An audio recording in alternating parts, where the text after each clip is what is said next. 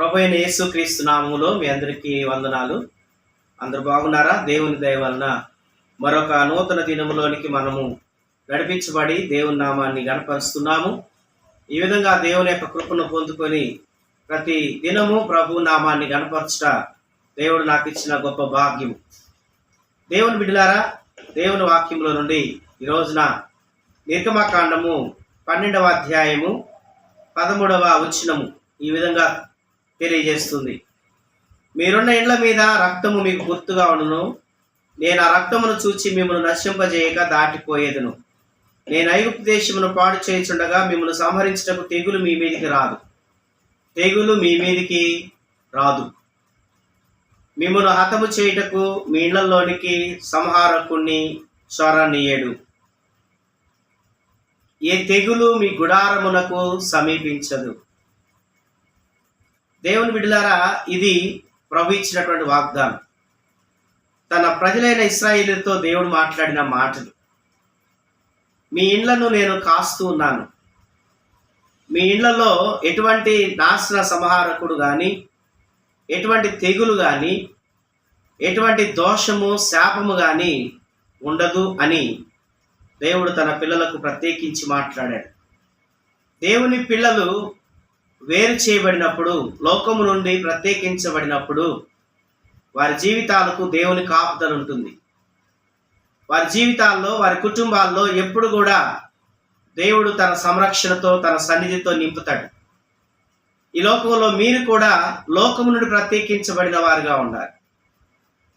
లేకపోతే తెగులు పొంచి ఉంది, ముప్పు పొంచి ఉంది, అపాయము పొంచి ఉంది, భయంకరమైన వ్యాధులు, రోగాలు పొంచి ఉన్నాయి.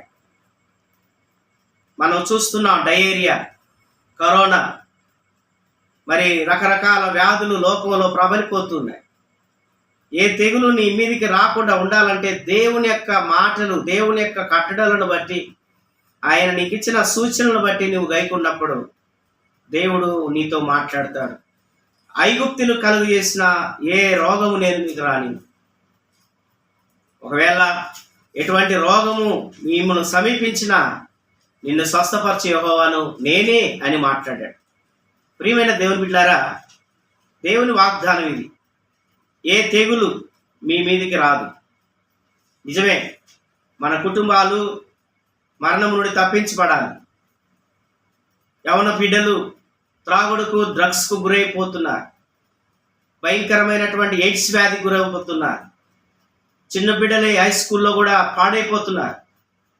హై స్కూలే కాదండి, కాలేజెస్లో కూడా, యూనివర్సిటీలో కూడా పాడైపోతున్నారు. డ్రగ్స్కి అలవాటైపోయి, మాదక ద్రవ్యాలకు అలవాటైపోయి, మత్తు మందుకు అలవాటైపోయి యవన బిడ్డలు అందరూ కూడా పాడైపోయి హెచ్ఐవితో గురైపోయి మరణిస్తున్న వారు ఎంతోమంది. కానీ దేవుడు అంటున్నాడు, నీ కాలానికి ముందే నువ్వెందుకు చనిపోతావు, నువ్వెందుకు తిరుగుతున్నావని దేవుడు మాట్లాడుతున్నాడు. ఈనాడు దేవుని బిడ్డలారా, మన కుటుంబాల్లో మన బిడ్డలు, నీ కన్న పిల్లలు ఎలా ఉండాలి?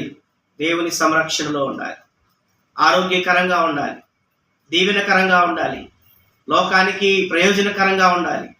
నీ పిల్లలు ఎంతోగానో వర్ధిల్లే వారిగా ఉండాలి. వారి చదువుల్లో వారు ఎప్పుడు కూడా రాణించేవారిగా ఉండాలి. వారు విజయ పదాన్ని వారు ఎగరవేసేవారిగా ఉండాలి. కానీ దేవుని బిడ్డలారా, ఎప్పుడు కూడా వారు ఏ విషయంలో కూడా తప్పిపోయి ఉండకూడదు. మరణము తప్పించబడాలంటే, తెగుళ్ళ నుంచి విడిపించబడాలంటే యేసుక్రీస్తు ప్రభు ఒక్కరే నీకు మార్గం. యేసు ప్రభు ఒక్కరే. ఆనాడు ఆదిమ సంఘము ఏ విధంగా యేసు ప్రభు కొరకు వారు జీవించారు అంటే, వారి జీవితాలు ప్రభు కొరకు పన్నంగా పెట్టారు ప్రాణాన్ని. ఈ రోజున మీ ఇంటిలో కూడా ఏ తెగులు రాకుండా, ఏ నాశన సంహారకుడు జ్వరపడకుండా మీరు ఉండాలంటే యేసుక్రీస్తు ప్రభు వారి యొక్క రక్తాన్ని నీ యొక్క ఇంటిలో నీవు ధరించుకొని ఉండాలి. ఆ విధంగా యేసు ప్రభు రక్తము నీ యొక్క ద్వారబంధరాలకు నువ్వు పూసుకున్నప్పుడు ఏ తెగులు నీ మీదికి రాదు, నీ ఇంటి మీదికి రాదు. నీకు హాని చేయటకు ఎవడు నీ మీదికి రాడు అని దేవుడు నీతో మాట్లాడుతున్నాడు. ఆనాడు ఇశ్రాయేలీలు ఐగుప్తీయుల నుండి ప్రత్యేకించబడ్డారు. అందుకని వారి మీదకి ఏ తెగులు రాలేదు. దేవుడు వారిని కాపాడాడు. ఈ రోజున మీరు కూడా ప్రత్యేకించబడిన వారిగా ఉంటారా? దేవుని బిడ్డలుగా మీరు బ్రతుకుతారా? దేవుడు మీకు ఆయన కాపుదలిస్తాడు. ఆ విధమైన కాపుదలు మీకు కావాలా? లోకంలో నుండి ప్రత్యేకింపబడిన వారిగా మీరు బ్రతకండి. దేవుడు మిమ్మల్ని దీవించుగాక. ఆమేన్. ప్రార్థన చేసుకుందాం. పరిశుద్ధుడైన తండ్రి, నీ వాగ్దానాన్ని బట్టి నీకు స్తోత్రములు. ఏ తెగులు నీ గుడారములకు సమీపించదని వాగ్దానం చేసు. నాశన సంహారకుడు మీళ్లలోనికి స్వరణీయునని చెప్తున్నా ప్రభు.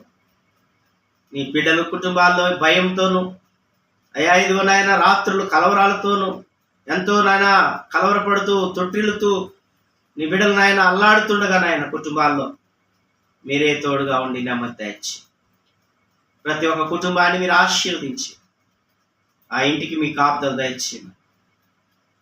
ఎవరు కూడా ప్రభా అయ్యా ఇదిగో నాయన సూసైడ్కు అటెంప్ట్ చేసుకోవడానికి నాయన అయ్యా అటువైపు వెళ్లకుండా సాతాను యొక్క క్రియలు లయపరిచి ప్రతి ఒక్కరు కూడా నీ కాపుదలతో నింపి నడిపించు. యేసు నామములో ప్రార్థిస్తున్నాను తండ్రి. ఆమేన్. వందనాలు.